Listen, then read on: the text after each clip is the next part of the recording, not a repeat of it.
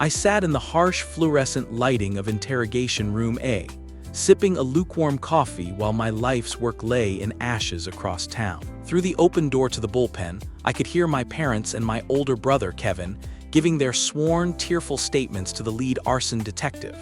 Last night, my $1 million manufacturing facility burned to the ground. Kevin, who had recently begged me for a management position and been denied, had driven over in the dead of night. My parents had bribed a disgruntled night watchman to look the other way. Now, they were officially testifying that I was drowning in secret debt and had deliberately torched my own factory to collect the insurance money. They thought I was a ruined, desperate woman who was about to be locked away for 20 years on federal insurance fraud and arson charges, leaving my remaining assets for them to claim. They didn't know that my factory handled highly sensitive prototype tech. They didn't know that 3 months ago, I had installed military-grade, fireproof thermal cameras that bypassed local storage and streamed 4K data directly to an encrypted satellite cloud server. The coffee had gone cold an hour ago. I hadn't noticed until just now. I need to go back 3 years. 3 years earlier, I was standing on the concrete floor of an empty warehouse in the industrial district outside Denver, holding a set of keys that had cost me everything I had. Every dollar of my savings. Every favor I could call in. 2 years of 80-hour weeks that had cost me a relationship and most of my friendships. The warehouse smelled like rust and dust and possibility, and I remember pressing my palm flat against the cold cinderblock wall like I was trying to feel a heartbeat. That was the day Harrow Precision Manufacturing was born. I built it from a single CNC machine and a business plan nobody believed in. My father called it a nice hobby. My mother asked more than once when I was going to settle down and let a man handle the stress of it. Kevin, my older brother by 4 years, laughed outright when I told him I was leaving my engineering job to start my own shop. "You're going to fail," he told me, not unkindly, the way you'd tell a child not to touch a hot stove. "You know that, right? 90% of small businesses fail in the first 5 years." I didn't fail. Within 18 months, Harrow Precision had 3 major contracts with aerospace subcontractors. Within 2 years, I developed a proprietary machining process for lightweight composite housings that 3 different companies tried to buy off me. I said no to all of them. It wasn't for sale. It was mine, built with my hands, my sleepless nights, my terror of failure turned into fuel. Kevin, meanwhile, had gone through 4 business ventures in that same span. A food truck that folded in 6 months. A consulting firm that consisted of him and a LinkedIn profile. A cryptocurrency scheme he wouldn't stop talking about at family dinners until it collapsed and took $12,000 of my parents' retirement money with it. Each time, my parents bailated him out. Each time, they told him it wasn't his fault. The market, the timing, bad luck. I never heard those words applied to me. When I struggled, and there were nights I sat in my car in the warehouse parking lot and cried because I didn't know if I'd make payroll, nobody called it bad luck. It was just Maya being difficult. Maya, too stubborn to ask for help. Maya, who thought she was better than her family because she didn't need them. The resentment had been simmering for years before it finally came to a boil, 6 months before the fire, at my parents' anniversary dinner. My mother waited until the plates were cleared to bring it up, which should have told me how deliberate it was. "Your brother has an idea," she said, folding her napkin with a precision that didn't match the casualness of her tone. "About the business." Kevin didn't even look embarrassed. He leaned back in his chair, arms crossed, wearing the expression of a man who believed he was owed something. "I've been thinking, Harrow's doing well, really well, and family should share in that. I was thinking a partnership, 50-50. I bring in the client relationships, the big picture vision." "You don't have client relationships," I said. "You've never worked in manufacturing. You don't understand tolerances. You don't understand the supply chain. You don't understand anything about what I actually do." "I understand business," he snapped, the mask slipping for just a second. "And I'm your brother." "That's not how equity works, Kevin." My father set down his glass hard enough that the wine trembled. "This is exactly your problem, Maya. You've always thought you were smarter than everyone, smarter than your brother, smarter than us.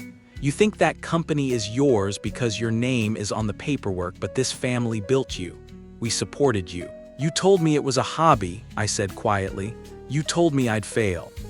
And you're going to let one comment define 28 years of raising you," my mother said, and there it was, the tone I knew so well, the tone that made every conversation with her feel like drowning slowly in something that looked like concern. "Your brother is struggling, Maya. He has nothing. You have everything.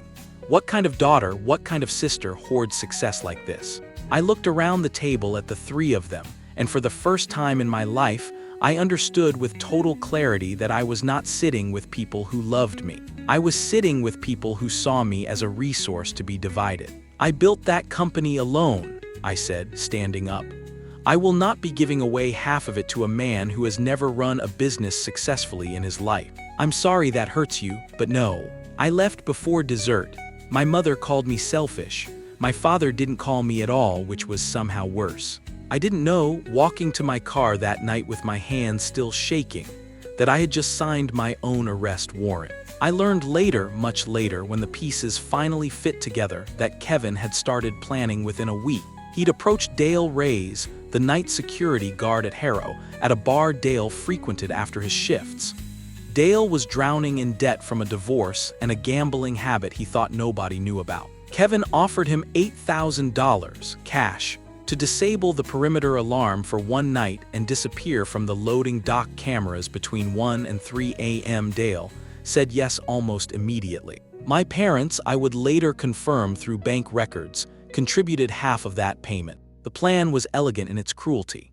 Burn the factory, collect on my $2 million insurance policy, a policy I'd fought to afford in the early days back when I had nothing else to protect myself with. Then once the money came in, pressure me, grieving, broken, desperate, into sharing the settlement with family who had stood by me through the tragedy. If I refused even then, well, there would be other ways to apply pressure. There always were with my parents. What they hadn't planned for was that 11 weeks before the fire, I had signed a contract with the Department of Defense for a prototype composite shielding component, classified enough that my insurance carrier and 2 separate government contractors had required me to upgrade my entire security infrastructure. Fireproof thermal imaging cameras, redundant power, and most importantly, off-site encrypted cloud backup that streamed continuously, immune to anything that happened to the physical hardware on the ground. I hadn't installed it to catch my family. I hadn't imagined, even in my darkest moments at that anniversary table, that they would go this far. The night of the fire, I was at home, 40 minutes away, asleep, when my phone lit up with an automated alert from the building's fire suppression system at 1:47 a.m. By the time I got there, red and orange light was already clawing up into the black sky, visible from 3 blocks out. I remember the sound most of all, not the sirens, not yet, just the low, hungry roar of it like something breathing. I ran from my car across the parking lot, and a firefighter caught me by the shoulders before I could get close enough to feel the heat properly. I stood there in my pajamas and an old company hoodie, watching 2 years of 18-hour days and every dollar I'd ever earned dissolve into a column of smoke against the night sky. My parents arrived 40 minutes later. My mother wrapped her arms around me, and I remember, even through the shock, through the tears burning my eyes worse than the smoke, noticing that her hug felt performative, rehearsed. Her voice, when she said, "Oh, baby, I'm so sorry," had none of the tremor that real horror puts into a person's throat. Kevin didn't hug me at all.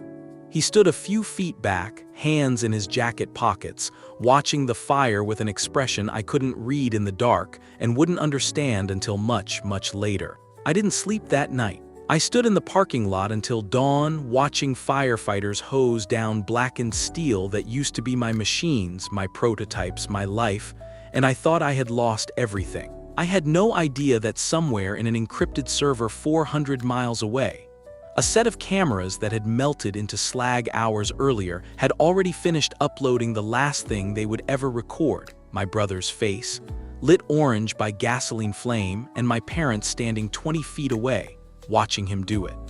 The investigators came back to the burned-out shell of Harrow Precision 3 days after the fire, and I knew from the way they walked the site that something had shifted. The lead investigator was a woman named Detective Priya Osai, mid-40s, with the kind of stillness that made you want to fill every silence just to relieve the pressure of it.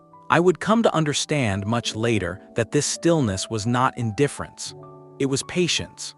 She watched people the way other people watched weather, waiting to see what would move. "We found accelerant residue at 2 points of origin," she told me, standing amid the char and the twisted metal skeleton of what used to be my assembly line. "Loading dock and the northeast corner near your raw material storage. That's not consistent with an electrical fault. Someone did this on purpose," I said. It wasn't a question. Some part of me had already known, standing in that parking lot at 2 a.m., watching my brother's unreadable face in the firelight. "We're treating it as arson," I said, "which means we're going to ask you some questions you're not going to like." I didn't like them. Where was I the night of the fire, alone at home, no alibi beyond an empty apartment and a phone that had pinged off a tower 40 minutes away, which proved nothing except that my phone had stayed home too? What was the status of my finances? Fine, I told her, better than fine, and I watched her write something down that I couldn't read upside down. Did I have insurance on the property? Yes, obviously, any business owner would. Had I recently increased my coverage? Yes, 11 weeks ago, for reasons entirely unrelated to arson, reasons I couldn't fully explain without disclosing a classified defense contract. I watched Detective Osai's expression flatten by degrees with each answer, and I felt something in my chest go cold and small. I didn't know yet that my parents had already been in to speak with her. I didn't know that Dale Ray's sweaty, twitchy Dale, who'd waved at me every night for 2 years on his way to check the loading dock, had sat in that same interview room 48 hours before me and told a story so detailed, so specific, that it had taken Osai's suspicion and pointed it like a loaded gun directly at my chest. I found out what he'd said a week later, when my lawyer got the discovery file. Dale told Detective Osai that he'd seen me at the factory at 12:40 a.m. the night of the fire, before my alleged suppression alert wake-up call, before I supposedly left my apartment. He said I'd been acting strange, carrying a red plastic container from my car to the loading dock. He said he hadn't thought anything of it at the time because I was the owner. I had every right to be there, but that in retrospect, thinking about it, replaying it in his mind, he was now almost certain that was gasoline. It was, of course, a complete fabrication, but it was a fabrication built with surgical precision by someone who knew exactly what a fire investigator needed to hear. Someone who had, I later learned, spent an evening at my parents' kitchen table with Kevin, rehearsing. 2 days after that, my parents gave their own statements. My mother told Detective Osai, with tears that I'm sure looked completely genuine on camera, that I had confided in her 6 weeks before the fire that the business was drowning, that I'd taken out a second loan against the equipment to cover a cash flow crisis, that I'd said, and I can still hear my mother's voice reciting this fabricated quote with the practiced cadence of someone who'd said it in a mirror first. "Sometimes I think it would be easier if the whole place just burned down and I could start over with the insurance money." I had never said that sentence in my life. My father corroborated it, said I'd been distant and erratic in recent months, said he'd worried I was in over my head, said, and this was the detail that made my stomach drop through the floor when I read it, that he'd personally seen paperwork on my kitchen counter 3 weeks before the fire that looked like a loan default notice. There was no loan default notice. There had never been a loan default, but my father had been in my apartment 3 weeks before the fire, ostensibly to drop off a birthday gift for a cousin I was supposed to pass along. He'd had 10 unsupervised minutes in my kitchen while I was in the bathroom. I understood, reading his statement, exactly what those 10 minutes had been for. They had built a complete, coherent narrative 3 witnesses deep, all corroborating each other with specific, plausible, devastating detail. And every word of it was engineered to put me in a federal prison for the rest of my adult life. Detective Osai called me back in 11 days after the fire. This time, there was no walking the ruins together, no careful professional courtesy. This time, there was interrogation room A and a folder she set on the table between us without opening it, and a tone in her voice that had gone from investigative to something closer to accusatory. "I'm going to lay out what I have," she said, "and I want you to understand how this looks from where I'm sitting." She told me about Dale's statement, about the red container, about my mother's tearful account of a confession I never made, about my father's phantom loan notice, about the timeline that put me at my own factory 40 minutes before I claimed to have been asleep at home. 3 separate witnesses, she said, all close to you, all corroborating financial distress and prior verbal statements about burning the building down, combined with physical evidence of accelerant and no forced entry, which suggests someone with access. I sat very still, hands folded on the cold metal table, and felt the room tilt slightly, the way it does right before you understand something you cannot take back. They're lying, I said. Ms. Harrow, I understand this is hard to hear, but your own parents, they're lying, I said again, quieter this time because some part of me, the part that had spent 28 years absorbing every subtle signal that I was the difficult one, the cold one, the one who thought she was better than everyone, was already anticipating that nobody was going to believe me. Not over a mother's tears, not over a father's concerned testimony, not over a security guard with nothing on paper to gain. Why would your own family lie about something like this? Osa asked, and I could hear underneath the professional neutrality that she genuinely wanted to know, that some part of her instinct hadn't fully closed the door on me yet. I thought about the anniversary dinner, the 50-50 demand. What kind of daughter hoards success like this? I thought about Kevin's face in the firelight, unreadable, watching. Because they don't just want my company, I said slowly, understanding it myself for the first time even as I said it out loud. They want me gone. If I'm convicted, the insurance payout gets frozen in litigation or redirected or contested by them as next of kin depending on how this plays out. And even if none of that works, I go to prison, and they never have to look at what they did to get there. Detective Osai didn't say anything for a long moment. Then she closed the folder, and the sound of it, soft, final, felt like a door shutting. I have enough here to bring you informally, she said. I'd advise you to get a lawyer, a good one. I called Marcus Felt that night, a corporate attorney I'd used for contract disputes, who immediately referred me to a criminal defense partner in his firm, a sharp, unshakable woman named Renata Ibarra. I sat in Renata's office at 11 p.m., still in the same clothes I'd worn to the police station, and told her everything.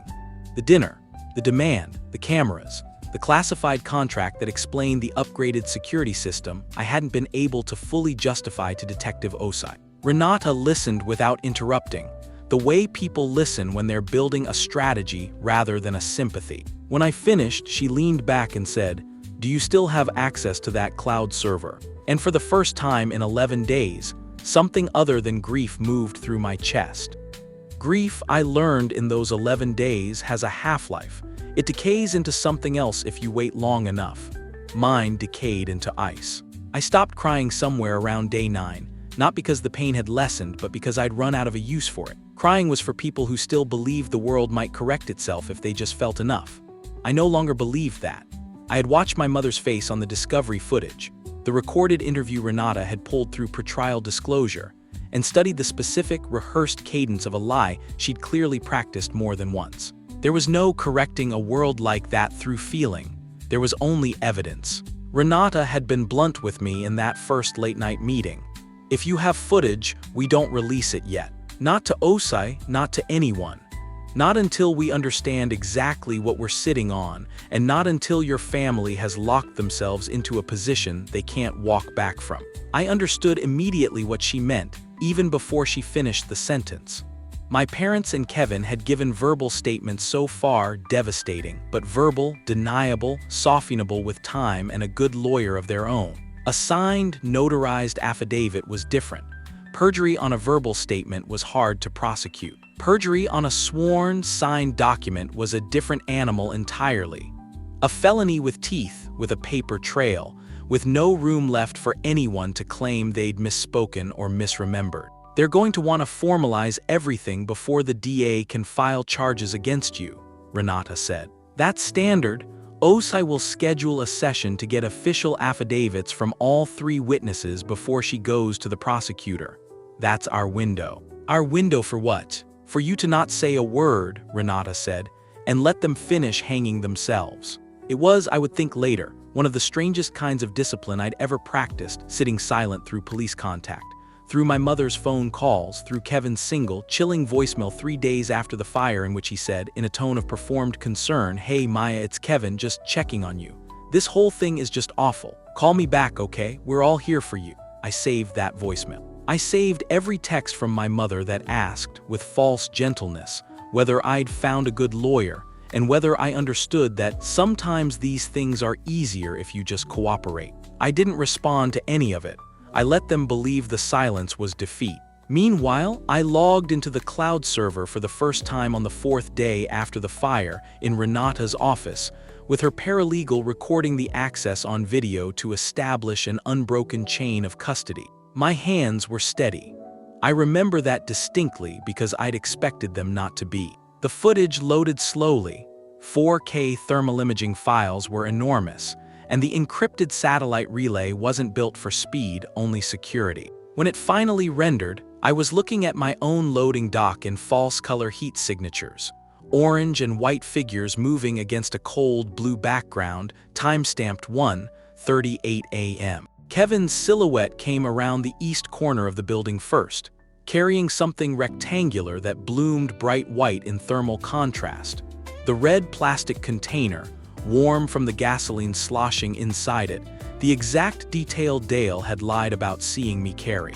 I watched my brother, who I had learned to ride a bike from, who had walked me down the aisle at a wedding that never happened, who I had once, 12 years old, pulled out of a lake when he panicked in deep water, pour accelerant in a long, unhurried line across my loading dock doors. He worked with a kind of methodical calm that told me this wasn't a moment of impulsive rage. This was rehearsed, planned, time. My father's shape appeared at the tree line 40 feet back, standing with his phone raised, not filming. I would later determine, but watching the road for headlights, playing lookout with the casual posture of a man checking his mailbox. My mother's silhouette joined Kevin near the dock at 1:41 a.m. She reached into her coat pocket and handed him something small. The lighter. We'd confirm later through the fire marshal's report on ignition pattern, and then stepped back out of the frame, unwilling even in that moment to be the one holding the flame. Kevin lit it at 1:43 a.m. The thermal camera captured the ignition as a sudden, violent bloom of white heat spreading across the dock in seconds. He stood and watched it for 4 full seconds. I counted them, later more times than I should have, before turning and walking calmly back the way he came, my parents falling into step behind him. None of them running, none of them looking back. 3 people walking away from a fire they'd started with the unhurried gait of people who believed they had gotten away with something. I didn't cry watching it. I want to be honest about that because I think people expect grief to look a certain way and mine didn't. I watched my family burn my life's work to the ground on a grainy thermal feed, and what I felt was not devastation. It was clarity. It was the particular, terrible calm of finally being able to stop wondering. "We're not showing this to OSI yet," Renata said again, watching my face carefully, checking, I think, to see whether I'd fracture. I didn't. "We wait for the affidavits. We wait until they sign." It took 11 more days.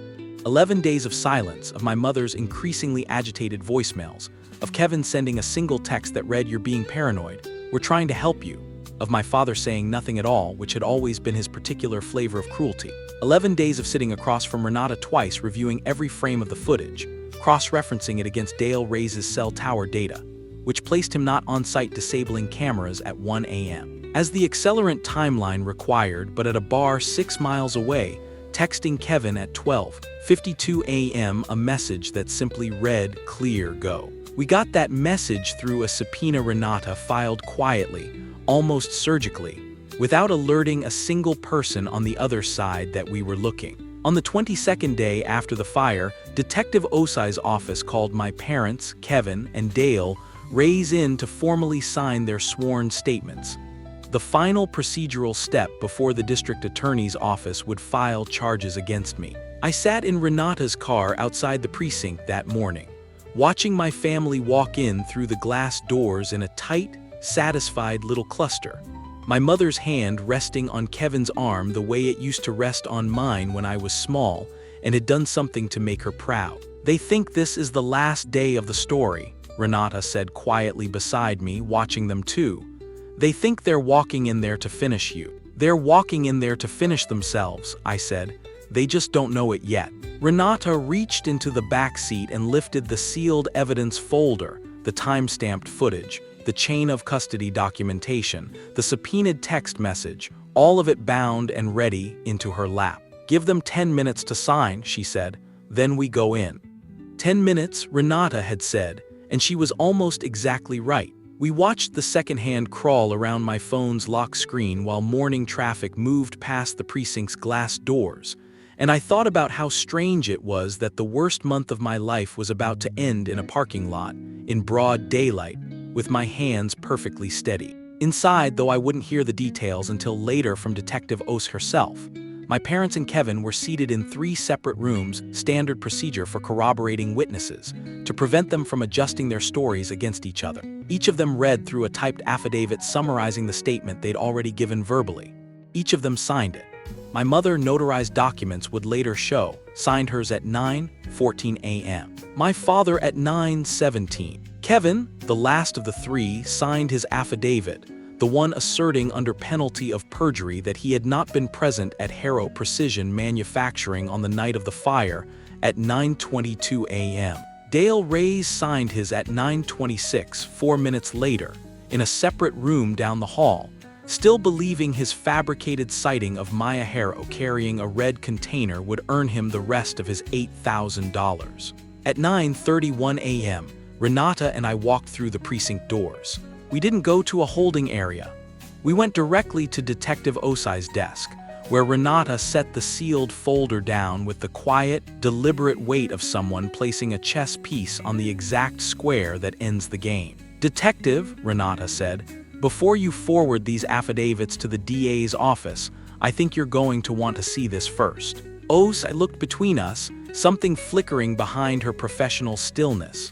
Not quite suspicion, not quite hope, something more like a woman who had learned over many years to recognize the particular energy of a case about to turn inside out. She watched the footage in silence, all of it, the white-hot bloom of the container in Kevin's arms, my father's lookout posture at the tree line, my mother handing over the lighter and stepping back from the flame she wouldn't touch herself.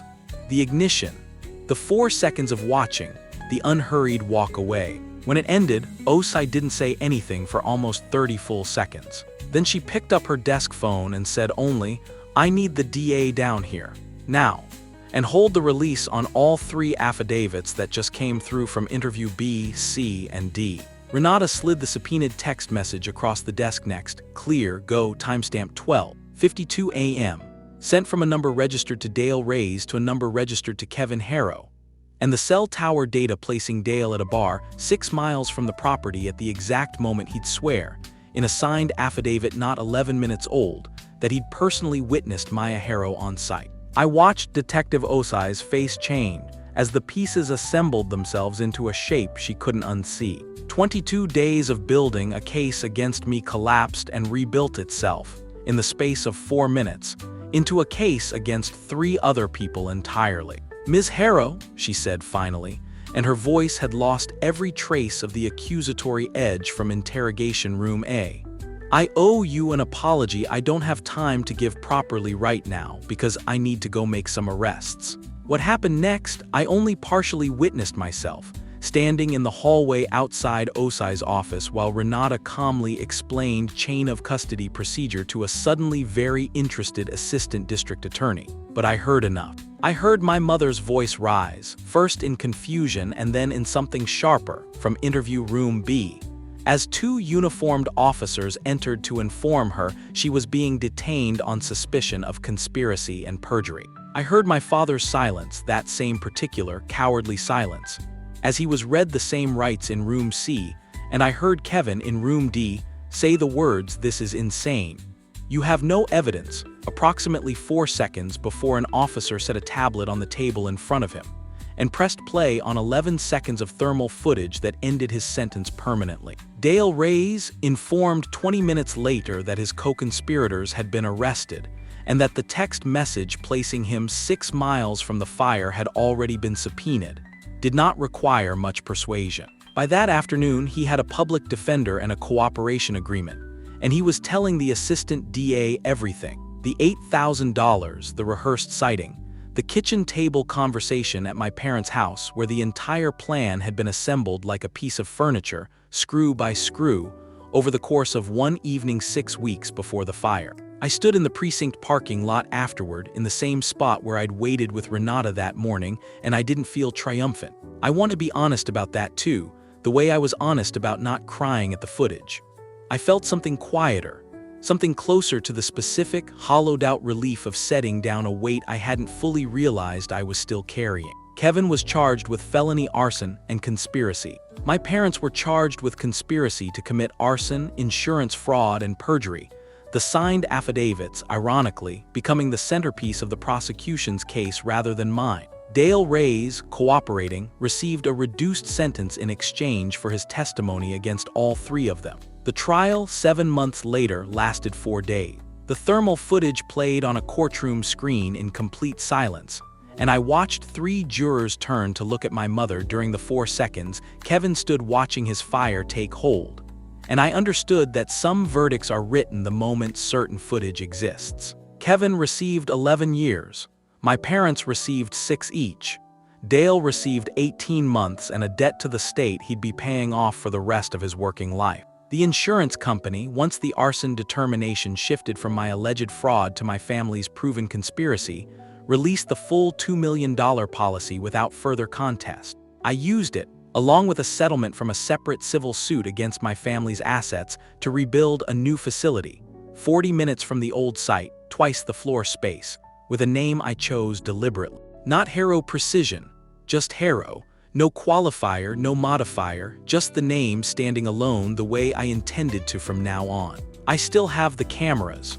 New ones, better ones, though I've never needed them for anything since. Sometimes, late at night, closing up the new facility, I think about the fact that the very family who tried to erase me with fire ended up convicted by light, by a camera they didn't know existed, recording a truth they thought no one would ever see. They wanted me ruined and caged. Instead, I built something twice the size, in daylight, with my name on the door, and no one left standing behind me who ever wanted to burn it